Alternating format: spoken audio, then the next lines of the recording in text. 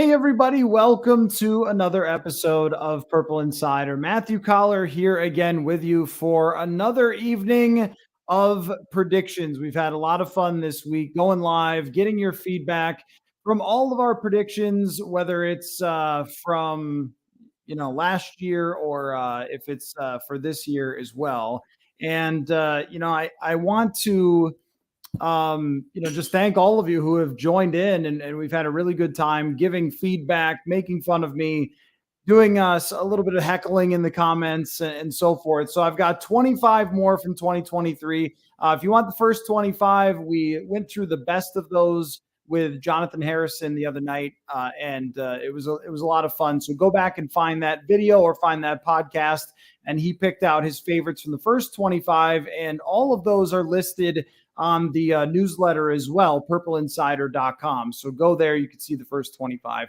And I'm going to go through the second 25 tonight. Earlier in the week, I looked back at my old predictions, which I imagine around this time we'll be doing next year. And there were a lot that were pretty decent, and there were a lot that did not turn out how I expected them to. So we'll have a good time. What people have started doing is giving a 1 to 10, like it's the dunk contest, in the comments. So if you think that it's a good take, if it's a good prediction, then give me the thumbs up. But if it's not, give me a cold take type of rating. Yeah.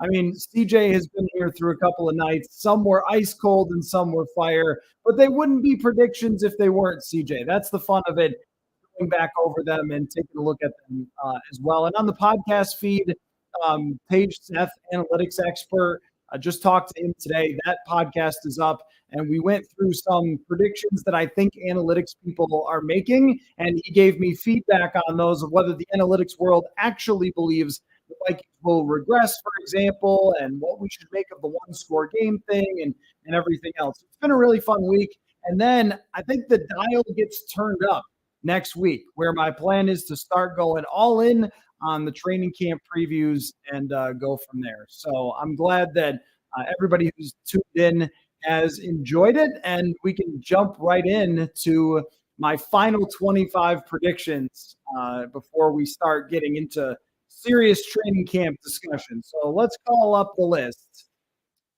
And I want to start out with this. A lot of Vikings left this year, if you guys haven't noticed. And so my 26th prediction, going 26 through 50 here tonight, is that of the Vikings who left, Delvin Tomlinson will have the highest PFF grade out of all the Vikings who left. And I think that this one is only a tiny bit hot, but there are some pretty good players who left the Vikings this offseason. And Zadarius Smith is certainly in this conversation as well as somebody who went to the Cleveland Browns. But I think that Delvin Tomlinson is going to play a huge role with the Cleveland Browns. And the other part of it is that Tomlinson is very much in his prime. And as I was writing this up, I was thinking about just this offseason. And everybody who's left, you could argue, is not in their prime. Now, maybe Dalvin Cook could be in the last year or two of his prime, but based on running back history, based on all NFL players, he would be in the last couple of years of his prime. But based on running back history, he's already past it. That's just the unfortunate nature of that position. But Zadarius Smith, Eric Kendricks, Adam Thielen, everybody was on the older side. It's really and Patrick Peterson as well. Tomlinson was the guy that I think the Vikings most wanted to keep, especially the way that they talked about him. And Kwesi Adofo-Mensah talked about him at the Combine, was like, we really want this guy to be here. But Cleveland came in with some kind of absurd offer for Tomlinson, so I don't blame him for leaving. But I also think when you look at the trends throughout his career, he's an interesting guy because he is continually seems to get better when it comes to as a pass rusher. And he did make an impact in the middle last season. So that was number 26, that Tomlinson would be the best. I think Zadarius definitely has a case for that, but the guy who impacts his team the most. And with Zadarius Smith, I think one of the reasons that a lot of people were okay with him leaving after last year was just the fact that the second half of the season was a struggle for Zadarius Smith. And it felt like the Vikings may have gotten the last great year out of him. That could be another prediction that goes sideways. But that's how it feels. Is that they got that first half of the year, and that's going to be the last really great half or season of Zadarius Smith's career based on the injuries that he's gone through because he had the back surgery, but then also last year the knee issue slowed him down as well. He's over 30. There's only so much of that that can keep somebody playing at a high level where they're out there for 50 snaps a game. Whereas Delvin Tomlinson, I think, can be a regular player. But there is an argument for, and CJ says that, Kendricks or Thielen would be a hot take. Cook would be a media hype pick, that's for sure. I think there is maybe a case for Adam Thielen, but not necessarily that he's going to go for 1,500 yards or something. But when you look at Carolina and who they have to throw to, Adam Thielen is going to have to be a top option for Bryce Young, probably on a lot of short passes like we saw last season. And he could end up with really good fantasy numbers. He could end up with 80 catches and 900 something yards, and people saying, hey, well, Thielen proved that he was still in his prime. So, I think it's a little bit of a hot take considering the situation some of these guys are dropping into. Kendricks with Brandon Staley out there, maybe he thinks it's competing for a Super Bowl. If they have a great season as a team, he'll get a lot of attention. But I think of all those guys, the one who is still at the peak of his powers is Delvin Tomlinson. Now, this next one is a little bit of a shot in the dark, and I'm not sure that a lot of the audience even knows who I'm talking about. Aiden O'Connell was a fourth-round pick of the Las Vegas Raiders, and the prediction is for number 27 that Aiden O'Connell will start when the Vikings face the Las Vegas Raiders in December. A major element of this is the fact that Jimmy Garoppolo just has so much trouble staying healthy for full seasons. He's only played 32 out of the last 50 possible games for San Francisco, part of his contract that he has been banged up so much. And then with the guaranteed money and all that stuff, that was actually a holdup for Jimmy Garoppolo's contract. And bonus points, if you guys can name in the comments who the Las Vegas Raiders backup quarterback is right now. 10 bonus points if anybody can name it. It is a classic journeyman backup quarterback right now. But I think that when they get to that point, the Raiders are not going to be good. And this will be one initially on the schedule. You would say, oh, well, it's Jimmy Garoppolo, it's Devontae Adams, might not be the easiest game. And then when it actually happens, the Raiders are going to look like a wreck. And it's possible that Josh McDaniels won't even be their coach. CJ, you nailed it. Brian Hoyer is their backup. But why would, if they're having the season I'm projecting them to have, which is bad, then, I think that, they're not going to bother playing Brian Hoyer.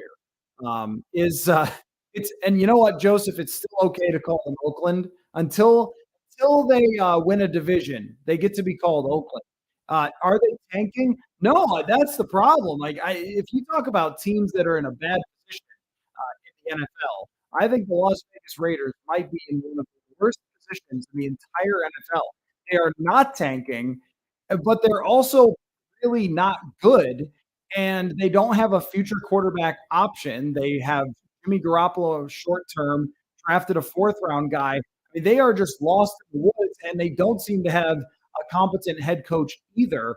But at least Mark Davis owns the Las Vegas Aces, who are an incredible basketball team. So he's got a good chance of getting another ring, but it will not be from the Raiders. Number 28, I talked about a lot with Tage Seth that teams will regret not drafting these receivers higher. And they drafted tackles, they drafted running backs. I think that when we look back, somebody like Jackson Smith-Njigba or Jordan Addison, Quentin Johnston, Zay Flowers, there's going to be 2 or 3 of those players. Maybe they don't turn out to be the next all-time great wide receiver, but I think there's going to be 2 or 3 of those wide receivers who become really effective NFL players, and it is not cheap to find really effective NFL wide receivers in free agency. And there's some teams like Detroit who, you decide to go with a running back, or Atlanta, you decide to go with a running back when an average or a slightly above average receiver who may not be perfect could actually be more valuable than the running backs you drafted. So I think at the end of this year, we might look back and go, oh, well, they could have used that one more receiver. Should have picked Jackson Smith-Njigba instead of taking whatever it was. I think that the NFL still doesn't fully understand how much a good receiver is worth. But look at what Adam Thielen got from the Panthers. That tells you right there, or what Christian Kirk got 2 years ago from Jacksonville. So I think that they'll be regretting. I don't know how hot of a take that is. I mean, it seems like a relatively straightforward sort of analytics take that we had at the draft, and I will continue to hold on to until proven otherwise. Now, this next one, I will need some ratings on here. Number 29 on my list is that Mekhi Blackman will play more snaps than Andrew Booth Jr. The hotness of this take is only quelled by the fact that Mekhi Blackman was taking some first team reps in minicamp. Now, we don't really know what's going to happen once we get to training camp and once the guys put the pads on, and it might be Andrew Booth Jr. and his job. But part of the evaluation here for me is that Blackman was drafted while Brian Flores is building and presumably would have a great influence over this pick, whereas Andrew Booth Jr. was picked by the last defensive coordinator, or when the last defensive coordinator was on there, or had his job, and so Blackman is more of their guy.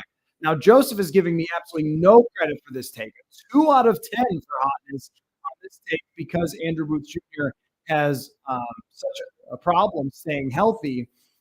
CJ giving me a little bit more credit here, 7.5, but based on Andrew Booth Jr.'s history. And the thing about the draft pedigree, CJ, is that they weren't drafted that far apart when you think about it. I mean, Blackman was the back end of the third round, Andrew Booth Jr. earlier part of the second round, but that's not enough of a gap for the Vikings to say, oh man, we've got to give the guy who's the higher draft pick the chance. It's really going to be which guy plays better in training camp. And then throughout the season, can Andrew Booth Jr. stay healthy? So maybe Joseph is fair in criticizing the hotness of this. I mean, I think it's or the boldness, as we call them, the bold predictions. I also think it's a fair one because from what Blackman did in college and the fact that he has so much experience in college and is a 24-year-old player, I think the expectations are that he plays right away. And it just doesn't seem like Brian Flores is all that excited about the 2022 class. And I do agree with Joseph that when every time we call someone injury prone, I get very hesitant to want to do that because sometimes it's just bad luck. But when you have as many injuries as Andrew Booth has had, then you do have to wonder, can he stay healthy for long enough, and or will he give way to Blackman, or will Blackman just straight up outplay him? It's possible that a banged up for many years Andrew Booth Jr. is even not as good of a player as Mekhi Blackman. So I'm going with that one for number 29. And I think it's fair if we don't call it hot, but it might end up being accurate at this moment, or so much could change in training camp that this could be completely wrong right away. But I think that they drafted Blackman on purpose because he was a good fit with Brian Flores. I think that that's part of it. All right, now let's get into some hotness here. Now, this one I think is going to be one of the hotter takes. Is Mac Jones will be considered the Patriots franchise quarterback by the end of 2023. Last year, Mac Jones, outside of Thanksgiving evening against Ed Donatell's defense, was a pretty tough watch and did not have great wide receivers, had about the worst offensive coordinator situation in the entire NFL, and grinded it out to an 8-win season where he did not play all that well. But I don't think it was one of the worst seasons that anyone played in the entire NFL last year. And if you can get past playing for Joe Judge and Matt Patricia, and think about this. Think about when Urban Meyer was calling the shots in Jacksonville and how bad Trevor Lawrence looked. This makes a difference to go from somebody who is completely incompetent in calling the shots on offense to having a real offensive coordinator. And you to go back just 2 years and what Mac Jones showed and how many games they won when he was a rookie, I mean, I don't like to overreact just one situation, one season, especially for a coach or a quarterback who is going to need great coaching, need great players around him. And the Patriots did add a couple wide receiving weapons. Juju Smith-Schuster's a good player. Mike Gesicki's a good player. And it's altogether possible that they end up signing somebody like DeAndre Hopkins as well, which would be a huge boost to Mac Jones. I think he can play NFL quarterback, and I think he can win for the New England Patriots. I don't think that last year has to be what we take as the absolute truth about Mac Jones. And here's proof of this. If you ever want to have a really good time, go back and look. Mike Sando of The Athletic, go back and look. Every year he does quarterback tiers. And I know that Jeremy Fowler is doing something similar on ESPN, where executives around the league and scouts talk to Mike Sando and they rank quarterbacks of what tier they're in. So obviously the first tier is like Mahomes, Josh Allen, Joe Burrow, and then on from there. And usually the guys at the absolute top will stay there year after year. But anybody in the middle will flip-flop based on what just happened all the time. So I think that tells you from year to year how much our perception of a quarterback will change, because even going into this year, we would have said, well, Mac Jones looks like he's on that path to take advantage of the rookie quarterback contract and so forth. Great question from Aaron, define franchise quarterback, and says, I wouldn't be surprised if he got a Daniel Jones type contract. Yeah, so that's exactly along the lines that I'm thinking here is that we will, and there's a little nuance to this, we will walk out of this season saying it looks like he's going to be the Patriots guy for a long time. Now, things can change quickly from year to year, and Daniel Jones is a great example. He had completely incompetent coaching. The minute he gets an actual coach in Brian Daboll, he looks like a pretty good quarterback. Doesn't look like a megastar. So this does not say Mac Jones will be a megastar, but can Mac Jones be what Jared Goff is? I think the answer is still yes. And Jared Goff is another good example that go back to the tanking Lions, and Jared Goff really struggled because the team was bad and they didn't have the offensive coordinator they have now. And now we're talking about Jared Goff as a guy who just led a top 5 offense. I think Mac Jones has a lot of similarities to those types of quarterbacks. So this doesn't mean to say he's the next Josh Allen. He's the next, great quarterback in the NFL. But it is to say that we'll walk out believing the Patriots are going to stay with him for a long period of time and not just try to find, their next franchise quarterback. So you guys are giving 11 out of 10s for hotness on this, but I don't think that that's the case. And Joseph brings up a good point about Belichick. When is he going to retire? Yeah, that is a good point. And maybe if he retires after this year and they hire an offensive-minded head coach, that could even help Mac Jones's case. But I think them getting in a real offensive coordinator is a big deal for him. Getting in a couple more weapons is a big deal for him. And that team can't be overlooked in the AFC East as a team that can make the playoffs. I don't think they'll win the division, but I think they can make the playoffs.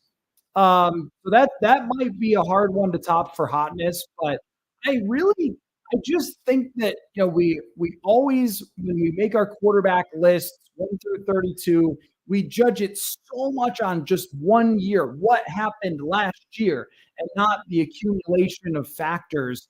So we can kind of overreact to that. Or I could be completely wrong and they could be looking for a new quarterback by the end of the year. All of that is possible. That's my argument, and that's why I made the bold prediction. All right, number 31 is outside of Caleb Williams and Drake May. Another quarterback will be picked in the top 10. I have no idea who that is. I threw out Spencer Rattler's name. I guess people talk about Bo Nix. But I think that somebody is going to also be picked in the top 10. We will have an emerging quarterback that puts his name in with Caleb Williams and Drake May. And maybe even at some point, the draft Illuminati is saying, well, could this guy actually be a better pick than Drake May? That usually happens every year. But Anthony Richardson was a guy that none of us had ever heard of. And then he plays the first game of the year. And then all of a sudden, he's a top 5 draft pick after having almost no experience coming into last season. And Joseph gets the hint about this prediction. That's the quarterback that the Vikings take. Exactly. Exactly. CJ is giving me no credit for this. 2 out of 10. Anthony Richardson, Zach Wilson, Will Rise. Yeah, and you know what's funny is there's no real history to say whether those guys become good or not because Joe Burrow was the surprising late rising quarterback, and he's great. And there was the whole thing like, oh, is Burrow too old? Was it just Justin Jefferson and Jamar Chase and everything? No, it wasn't. No, he was just really great at football. But Zach Wilson is another guy, you're right, who at the beginning of that season, I think it was 2020, he was maybe, oh, could this guy possibly be a sleeper for a first round draft pick? And then Zach Wilson ends up becoming a top draft pick. So there's no rhyme or reason to that. But I think that there will be more. And part of the equation here is that a lot of these quarterbacks have used their COVID years, have stayed longer. I know people have thrown out Michael Penix's name. I'm not really sold on him being a first round draft pick, but a lot of these guys have been playing college football a little bit longer. And so you get to develop, and maybe you get a chance to kind of have that breakout season when you're 23 or 24 years old and put yourself in that conversation. And yes, that would be the one that the Vikings are trading into eighth. Chuck with some great snark there. Nice to see you, Chuck. Joe Brady made Joe Burrow. Oh man, I know what you're thinking exactly. That Vikings Panthers game where the broadcast, even though it was very clear that the Panthers coaching staff was a disaster and the broadcast was just going on and on, as Sam Darnold had one of the worst games.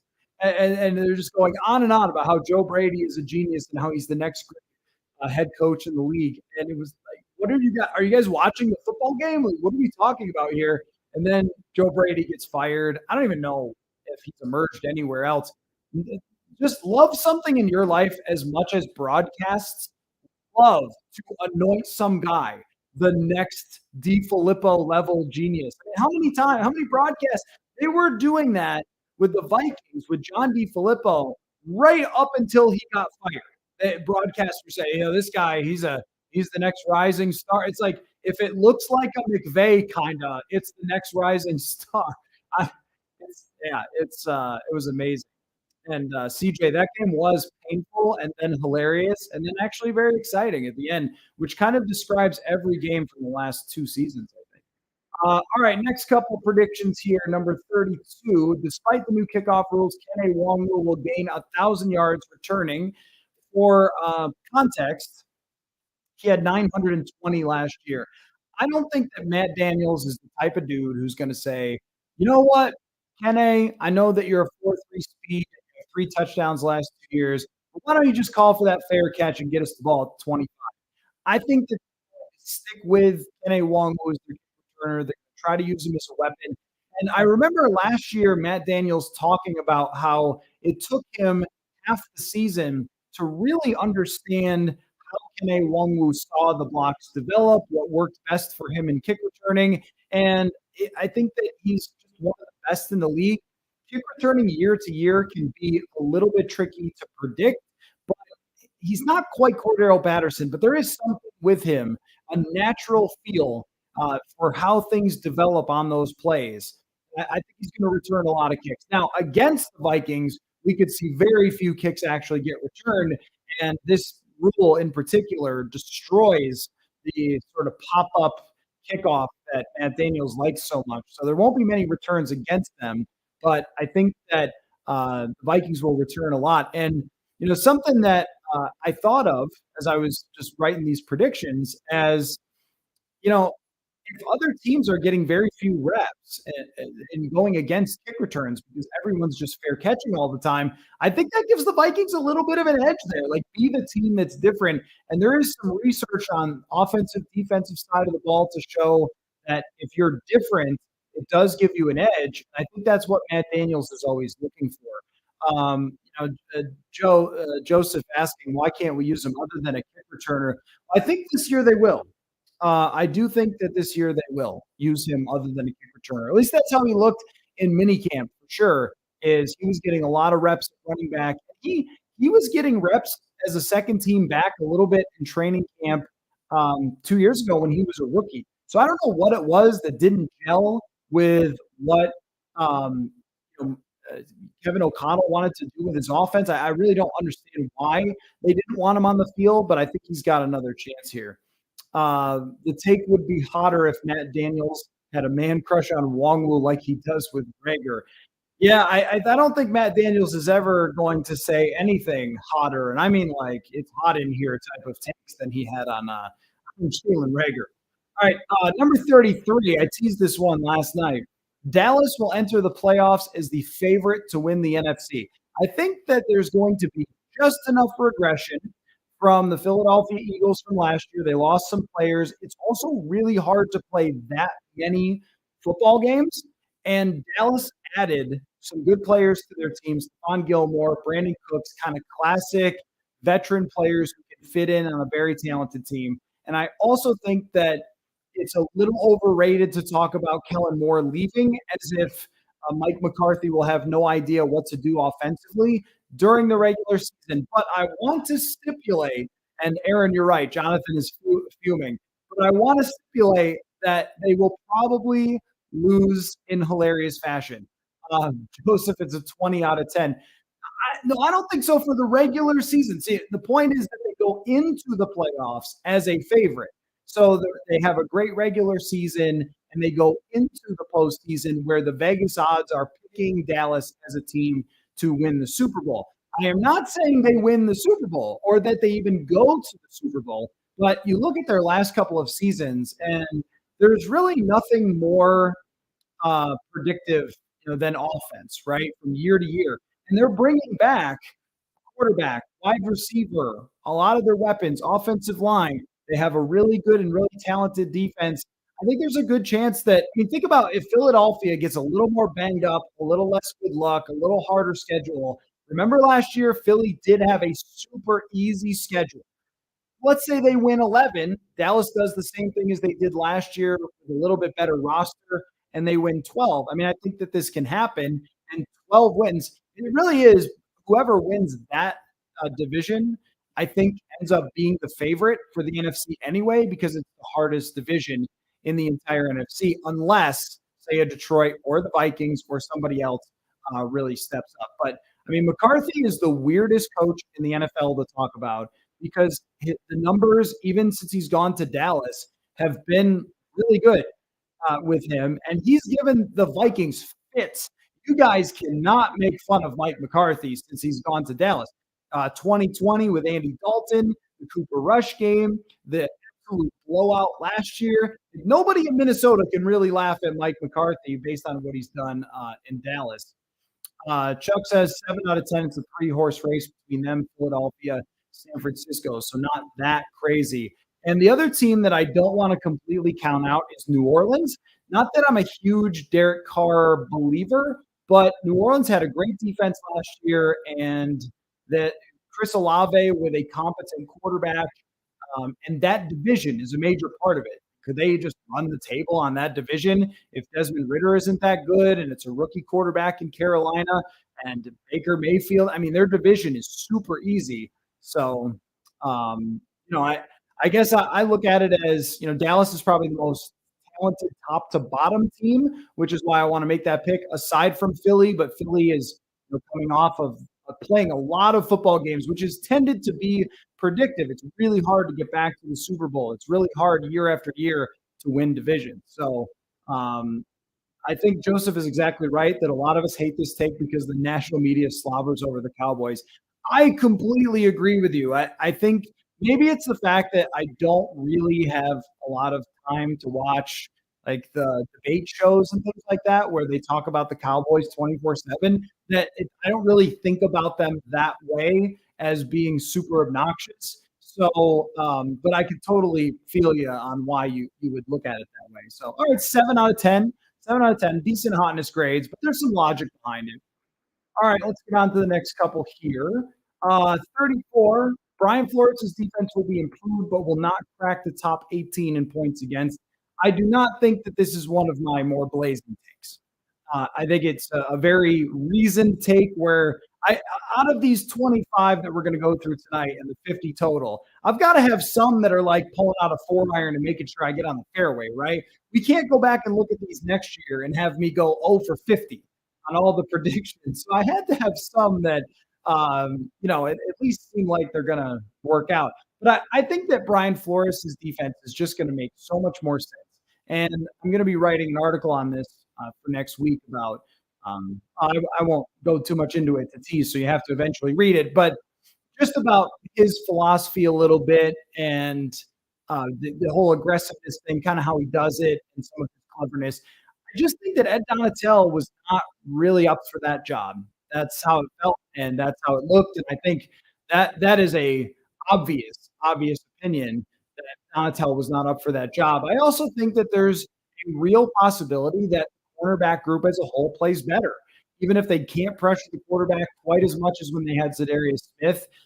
That Shannon Sullivan and Cam Dantzler, they were so bad last year that I think that there is some room for improvement there. But I don't think there's so much room for improvement that they end up as being a top half of the league defense. I just think it will be just better because Brian Flores makes more sense and is more aggressive. So that one I'll even give myself like a 3 out of 10 on that one. I think that's just if I said they were going to be a top 5 defense or something, then you guys could call it a blazing take. But that one's right down the middle of the fairway. Next one, number 35, is that the Steelers will keep Mike Tomlin's streak alive of having winning seasons. Questions about Kenny Pickett remain. You guys will have to tell me if you agree with this. Kenny Pickett gives me such Teddy Bridgewater vibes. He just feels like a quarterback that is really likable and that he can make some plays at the biggest times.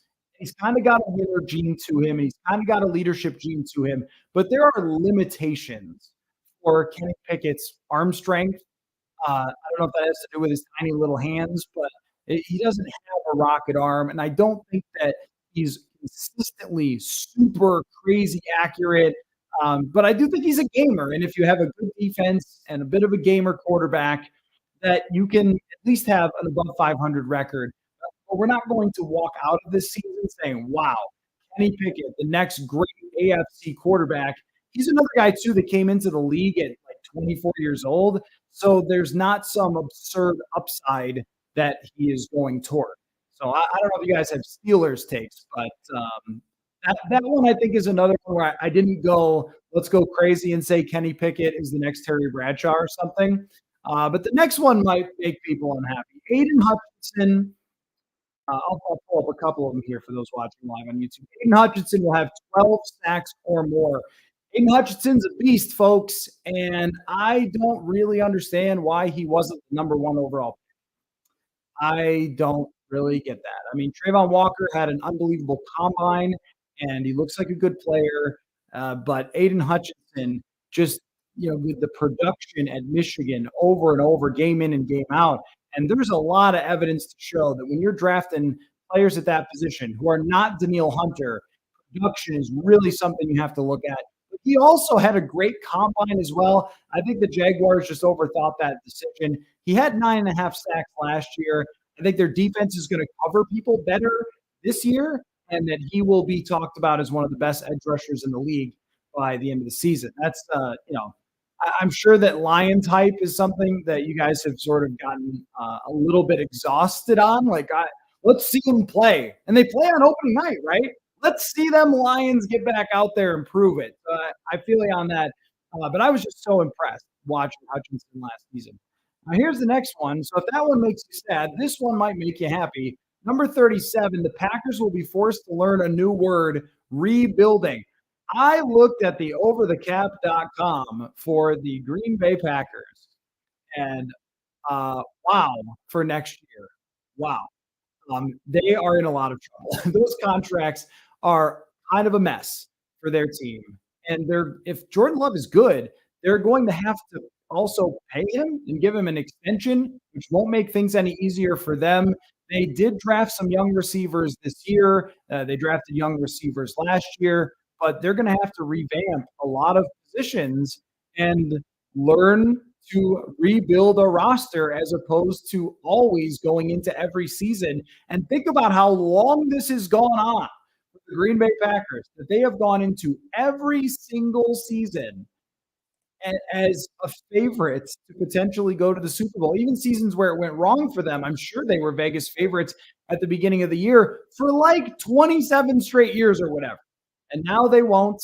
And they're actually going to have to build a really strong roster because they won't have a quarterback who can just elevate the play. I assume they will not have it to the level of Brett Favre or Aaron Rodgers, who just gives you a chance to win every single year. CJ giving me a 7 out of 10 for the Hutch take. Well, that's better than I thought I would get for you guys, and an 11 out of 10 for the Packers take. Well, I mean that's of course people being very happy, but Chuck, thanks for guaranteeing Jordan Love will be good. I mean, 3 of them though, right? I don't know. I can think of a lot of examples of teams who have had 2 all-time great quarterbacks. Is there a team that's had 3? I mean, San Francisco with Young and Montana, and then they've sort of bounced around with other good seasons, but no one truly great. Indianapolis had, well, Johnny Unitas, if we're talking Baltimore Colts, and then Peyton Manning and Andrew Luck. So I guess there's been a handful of teams that have had multiple good quarterbacks, 3 good quarterbacks like that. Jordan Love, the thing about him is that even if he's good, then they have to pay him almost immediately. So they don't get to take advantage of that rookie quarterback contract. And so the level just goes up for how good he's going to have to be unless they hit on a bunch of those draft picks that they're going to go through while they're rebuilding. And I think that they could be a competitive team if he's even halfway decent, meaning somewhere between 7 and 10 wins. But they're going to have to rebuild major parts of that roster after this season. To go on to the next one, Justin Herbert returns to the 5,000-yard club. I don't think that's that hot or worth having a long discussion about. But the Chargers, I picked them to win the Super Bowl last year. They were my big pick. All right, they got Khalil Mack. They're going to do it maybe a year early for how good the Chargers will be because they had some breaks last year. TJ Hawkinson will rank number 2 in the NFL in tight end targets is another one. Again, maybe I was a little down on my hotness. Maybe I was playing it safe yesterday when I was making these. But, Hawkinson, if you go back and look at what he did in Detroit, he was not considered to be a top 5 tight end when he was in Detroit. I think he was considered a promising player who had done some good things in the NFL. And then he comes to Minnesota and is such a perfect fit that he did elevate to the top of the league, only behind Travis Kelce last year. So the prediction here is that he's just going to continue to do that and continue to be a huge target for Cousins. Chuck is only giving me a 2 out of 10. He loves some tight end targets. Depends on who the tight end is. He likes tight ends that are fast enough to get open. I don't know that he liked Kyle Rudolph as much as some of the other ones. Like he had Vernon Davis and Jordan Reed back in Washington. Solid prediction, but not a hot take. Fair enough. Saying he's going to be number 2, though, like there's a lot of other good tight ends in the league. But I guess you guys are right, especially if Kirk is trying to get rid of the ball a little faster this year. That tight end is going to have to be ready. Number 40 on the list, a non-defensive lineman or edge rusher will rank in the top 3 in Vikings sacks. And there's a typo, unfortunately. Sorry about the typo. Deepest apologies for that. Somewhere a parenthesis came out of nowhere. But I think this is just Brian Flores is going to blitz a ton, and they also don't have the horses to get after the passer. You've got Marcus Davenport. We don't know if Daniel Hunter is going to be there. And on the defensive line, Harrison Phillips, Kyrus Tonga, Dean Lowry, these are not huge sack players.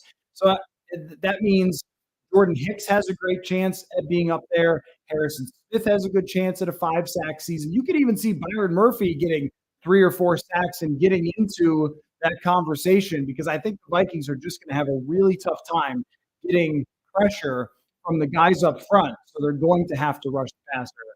That one also might not get the highest grade, but I also think that is the hottest grade, but I think it is a solid prediction for next season that's going to happen. And I'm kind of interested to see how it goes.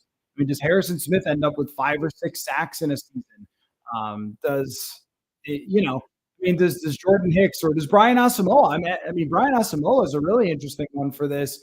If Brian Asamoah becomes a big blitzer for them, he could end up with 5, 6 sacks and feel really good about it. He certainly has the quickness for that. 41 on the list, John Michael Schmitz would be the highest graded PFF rookie offensive lineman. I think for a very experienced center like him, he's got a really good chance at that. Also, shout out to our guy Jeremiah Thrills, who represents and works with John Michael Schmitz. But this is really based not on the bias of having talked to Jeremiah about him, but really in having seen him play for the Gophers. It just feels like, I don't know if you guys have had this observation either, but it really feels like even the NFL does not pay a whole lot of attention to Gopher football. And Antoine Winfield Jr. could be that good, or Rashad Bateman, I think, was a first round level prospect, even if it hasn't worked out yet for him. And I think John Michael Schmitz had a great argument for being one of the best offensive lineman prospects in the draft, except for he just really didn't get a whole heck of a lot of attention.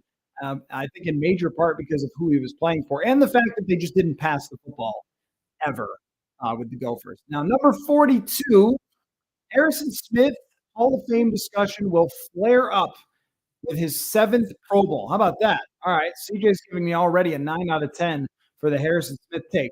There is you guys will be surprised, a pretty significant difference between having 6 Pro Bowls and 7 if you are a defensive back as far as the Hall of Fame goes. Now, that may sound absurd, and you would be right. That is absurd because Pro Bowls is really not a good way to decide whether someone belongs in the Hall of Fame.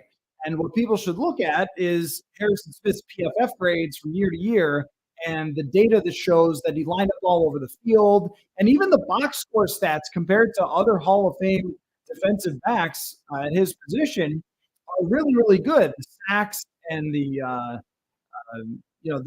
sacks, the interceptions, the big plays for Harrison Smith. But I've kind of gone through a few times on the show about how right now Harrison Smith doesn't have a particularly great argument for the Hall of Fame based on history, and part of that is just because he doesn't have the great postseason run where he gets game-winning interceptions or something like that, like Troy Polamalu. And Polamalu obviously deserves to be in, but a lot of times sort of narrative plays into it. You have the broadcasters talking about you the whole game. Hey, there's Harrison Smith making another play in the playoffs. Just hasn't had a lot of opportunities to get that national attention for what he's done. And I think that he still needs a couple more years of great play to make a true case for being in the Hall of Fame. But when you go through guys who have made 7 Pro Bowls, you're talking about Jarrell Revis, Darrell Green, Earl Thomas, some of the great defensive backs in history. And I think that Harrison Smith would have a better case if he were to make the Pro Bowl this year. Now, part of that is, too, that his position, I think, will be better with Brian Flores. I will never understand in a million years, in my entire life, what Ed Donatell was doing with Harrison Smith. And think about how much of Harrison Smith's career I've covered now. Going back to 2016, I've covered the whole thing. And, I mean, every year has pretty much been great for him. I think 2020 was a little tough because that defense was so bad. But, I mean, 2017, he's a darn near MVP candidate. And if I remember correctly, didn't even get on the initial list of Pro Bowls, which kind of tells you how being understated has impacted Harrison Smith, that he's not really out there. He's not going on NFL Network all the time. He's not on, doing TikToks or whatever. I think that plays into him not being really a self-promoting type of player, to not get the attention that some other guys get, and playing up to the media. You just don't see a lot of in-depth, long-form features of reporters hanging out with Harrison Smith and all that. So he is an affable guy to the local media. I just mean that there are ways you can sort of swing the tide for how much attention you get that Harrison Smith is not taking advantage of. But if he gets 7 Pro Bowls, then it maybe puts a little more of a spotlight on what he's done for the Hall of Fame. All right, the next one, I had to include the punter here. and I got a little more Vikingsy in these next few predictions. Ryan Wright will have a 75-yard punt and complete not one but two passes. Matt Daniels likes his trick plays. They're going to throw a couple passes, and Ryan Wright being a former quarterback, they seem to really love that about Ryan Wright. And I think last year he got a 73. This year they're going to Denver, so I'm calling my shot. Ryan Wright at Denver, 75-yard punt. Okay, remember that. Remember on July 12th when you are watching that Denver game. It should be the only thing you care about that day. Vikings Denver. Does Ryan Wright get a 75-yard punt? I know it will be for me. Justin Jefferson throws a touchdown pass, is 20 plus yards. Jefferson has been great throwing the football in his career. Does not have a touchdown pass. He's going to get one this year. Punter take is getting an 8 out of 10. I mean, a 75-yard punt and two complete passes is one heck of a year for a punter. I don't, I think as much as we are trying to tell Kevin O'Connell, hey, back off of those trick plays, buddy. They haven't gone well for you. It's going to go back to that well. But having watched Justin Jefferson throw the football in practice and in a couple of games, I mean, I think there's a really good case to use that weapon every once in a while. 10 out of 10, I'm predicting two completions for a punter. Hey, he went 1 for 2 last year. One more better throw, man. They're going to try it twice. I guarantee you that Matt Daniels is dialing up at least 2 trick plays with that punter. And when they picked Ryan Wright over Jordan Berry, it was one of the things that they brought up. They were like, well, he can throw the ball. I don't know. Football. It's just whatever. Number 45. Now, this one, I'm excited about this one. I'm excited to track this one. Kevin O'Connell will rank in the top 5 in fourth down attempts. I think part of that is that they're going to play in shootouts, close games, games where they're trailing, games where they need a fourth down late. That will be part of it. But I also think after last year, where I note in the article that he ranked 10th in Football Outsiders aggressiveness index. So he wasn't completely on the conservative side, but he also wasn't all in. But this year, sort of more of a throw caution to the wind season, or at least it should be in my mind. Maybe football coaches are just football coaches, always and forever. But I think it should be more like, look, Kirk's not coming back. Nobody thinks we can really do it this year. Let's just go for it. And if it doesn't work out, then oh well. And that actually did happen in 2021 with Mike Zimmer. In the second half of the season, Mike Zimmer started becoming like John Harbaugh, going for fourth downs like crazy. And it actually worked out pretty well for them. And I remember there was a coaching metric, and I don't know where this has gone over the last 2 years, but I remember this in 2021, or I guess last year. I couldn't find this metric. But in 2021, there was a ranking of like how your decisions matched up with sort of what the data says. And Zimmer in the first half of the year, when they got down in the standings, was horrible. And then the second half of the year, he was like the most on-target coach because he was just being aggressive all the time, knowing that he was trying to save his job. So I think O'Connell, he's not going to be trying to save his job here, but he will have to kind of be more aggressive, especially if the young defense is having some trouble. Derek, to your question, did I watch the quarterback? I've watched bits and pieces of it, mostly the pieces involving Kirk Cousins that have been sent out. I haven't sat down and watched the whole thing, but interesting look behind the scenes for sure. I think that it is how do I put this? It's not showing a lot of the worst moments that would happen during a season for these guys, and kind of gives them an opportunity to take you behind the scenes a little bit without ever really making any of these guys look bad. So there's a little bit of that. It's run by Peyton Manning. It's run by NFL Films. Kind of how I feel about Hard Knocks, where Hard Knocks used to be just sort of no holds barred. And then once the team had a say in what got out there, it started to get a little bit more on the vanilla side. So I think it's really interesting, and I think it's a really fun watch. It kind of reminds me of the Jordan documentary, where it's like you got to remember that this is not really showing you everything. It's sort of showing you the exciting part. So anyway, that's not to be critical of it. I love stuff like that and love NFL films. It's just I don't know that it told us anything about Kirk Cousins we didn't really know, other than showing us kind of how he felt after some of the moments, like the end of the playoff game. And I actually agree with Kirk. We bring up that 4th and 8 all the time, but the play that he's going to regret is the one before that, where he threw the ball behind KJ Osborne. And I think that's actually right. But 4th and 8 check down was just so definitive. And saying that Jefferson is double teamed, like, who cares? Who cares if he was double teamed? So anyway, all right, number 46, the Buffalo Bills will only win 10 games. Stephon Diggs will tweet something really wild. I got a couple of comments from people who are like, what? That's not a bold take that Stephon Diggs will tweet something wild. I know. That is the joke. But I think the Bills will regress. They are a excellent football team with a great coach. But, I saw today, it was one of their leaders, Deion Dawkins, I think, who was saying, oh, the Diggs thing's no big deal. Uh, you know, you know, is it though? Is it though? Because I remember hearing that as well. Not that Diggs tore apart the 2019 team. They certainly won a lot, and I think got the most out of that team that they could. I just think that the AFC East is so difficult. And feel free to steal it, AFC Beast. It's just a really tough division. You can make a case for all 4 teams that they could win that division. And Buffalo, I think, has gone through a couple of these years where they've gotten 13 wins. They've been a great team. They haven't, and they did hit a lot of bumps last year and got through them. But I also think that even great teams will have sort of setback seasons. Schedule makes a difference, everything else. I don't think it's to Ken. I don't think it's quite wheels falling off. I just think they're in for a really tough season. In the AFC, there's just going to be a lot of teams that win 10 that could win 13 in the NFC. There's truth to all predictions. Love that. Next one. This is where I need your grades on this one, guys. 1 out of 10. Lewis Cine plays more than 500 snaps. That is a prediction.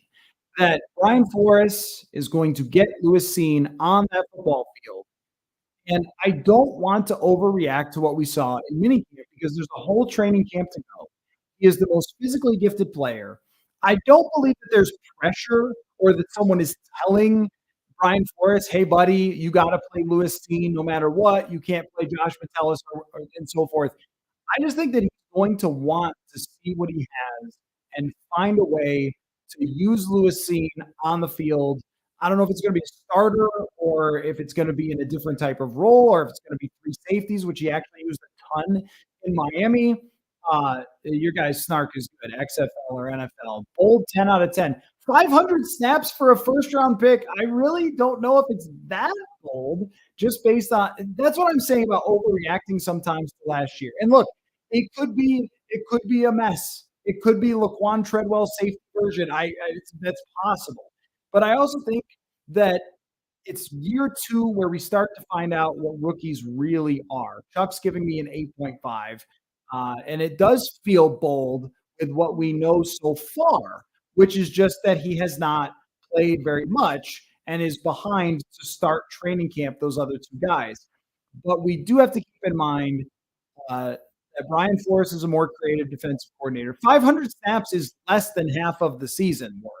That he's going to try to put players like Lewis Cine on the field. And I do remember Kevin O'Connell. Now, it's hard to say whether he was being completely truthful or not, but at some point last year talking about how he felt like Lewis Cine was close. Like he was close to getting it, and they wanted to get him on the field more, and then he got hurt. So I don't know. This is one where I just think that they're going to try to get him in the game and find a way to use him a lot more than they were doing last year, especially on a defense that's going to mix and match way more than Ed Donatel wanted to last season. I'm giving Lewis Cine credit. All right, final 3. Doug Peterson wins Coach of the Year. Jaguars, easy division. Trevor Lawrence takes the next step. That's not, it's a decently warm one, but not completely hot. Number 49, there's at least one rumor of Tom Brady coming out of retirement. I love that. I always love that. Well, this team called up Phillip Rivers to see what he was doing. Oh, they called Drew Brees to see if he wanted to come back every year. Last year was Ben Roethlisberger. Brady will get mentioned at least one time as someone calling him. My last one, 100 out of 10. The hottest and most bold take I have ever made. I think in my entire career, the Vikings kicking will be fine. Just gonna let that sit there for a minute. That's the prediction. The Vikings kicking will be just fine. That Greg Joseph won't have as many problems with the extra points. That he'll mostly take the kicks, miss a few, won't be any drama, and we won't talk about the kicker. There you have it. It's gonna be fine. It's not gonna be a problem. I don't believe in your ghosts. You could be afraid. You could be terrified of the kicking based on history. Not me. Where, good God, why would you do this? Gary Anderson just took a shot of Jaeger. Where's the infinity symbol on the keyboard? There it is, folks. I saved for number 50 the most blazing take that I could. I think Greg Joseph is an okay kicker who, every once in a while has a little bout with lack of confidence, but he got it together last year. He was okay. Um, so there you go. Can't wait for Jordan Love to lead a game-winning drive after this after a missed 20-yard field goal. Yeah. So this right here is me saying that I don't believe in the urban legends of Vikings land. All right. I think it's just a random bunch of occurrences that have happened. Okay, maybe you're cursed. We'll see. We'll see if I just open King Tut's tomb or something and Greg Joseph misses his first 14 field goals for some sort of NFL record, like how the Twins have lost all those playoff games. There's always got to be some factoid in record. Um, well, let's go with it and give the guy a boost of confidence. Yeah, Greg, you can do it, buddy. I mean, I gotta say that if you're ever rooting for anyone, root for Vikings kickers, especially so they don't have to answer that question. This is why I want. This is why I want Greg Joseph to be fine because I don't want to talk about it. What am I supposed to say when kickers miss? It's like, what about that kicker? Like, I don't know. Does anybody know? Nobody knows how to deal with those people. Uh, the other thing is, I hate that they have to be asked about it. So every kicker who comes in, there's at least someone, oftentimes on the TV side, who's like, "Do you know that the Vikings have this history of bad missed field goals?" And at this point, the guy's like 25 or something. He's like, "Huh? What? Who? Gary? Who? What? Player? I guess I remember him." These players don't care that that's happened. They've had the bad history. They've also had good kickers. What's your guys' explanation for Ryan Longwell? Is that his biggest moment didn't get to happen because 12 men went in the huddle? I guess that's his first moment, isn't it? Yes, Scott Norwood. I am very aware of Scott Norwood. Scott Norwood was actually a good kicker for the time. Bad break. 47-yard kick at that time was a tough to win the Super Bowl. So we'll see if I have tested fate here with the kickers. But this is a really fun exercise. I'm glad we could do this. And it is goals for this year that I am setting and turning in motion now to do a lot more of these live horse feathers. I appreciate that. Soon, I will have a new studio, and it's not going to look like a mugshot. Yes, I agree. I had a nice little setup going, and then we're moving, so it'll look a lot more homey. I was just talking with Jonathan Harrison today about this, and also working on plans to go live here on YouTube on a regular basis during the regular season, and so we're going to work that out. And I noticed that it's a lot of the same of you guys coming by and having a lot of fun on a nightly basis here. And so I want to take, advantage of that and be on more often and have a lot of fun. So anyway, great time. And thanks everybody for all of your heckling, all of your grading of the hot takes. It's been a really fun predictions week. I can't wait to get going on previewing the backup quarterback battle. Do we battle? You know what? I think we actually do. Last year I refused.